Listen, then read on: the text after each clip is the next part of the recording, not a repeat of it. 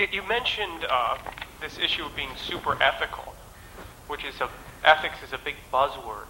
But don't you really mean being moral? Like, don't lie, cheat, and steal, be decent to people. Isn't that what really animates our good organizations? People are just decent. They don't think about it. They just do the right thing. Yep. One of the things that Jerry says to people in our company that we try to do is we try to hire nice people. And it sounds really trite, but it isn't. We still, even though we're now at more than 1,000 people, everything's done in small teams. And the dynamics of a small team are that, either people really get along well with each other or they don't.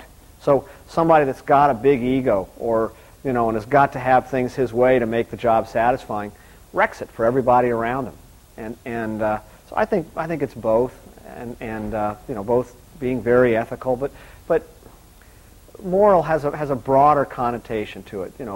Just generally being nice. I'd use the term even caring about one another. It's important. We try pretty hard not to have people work 100 hours a week at our company. That doesn't mean that almost everybody doesn't work 50 or 60 hours a week. They probably do.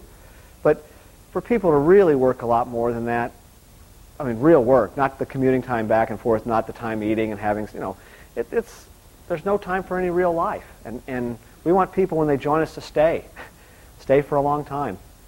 So it's I think moral is a broader context to the same thing. Thank you. Sure.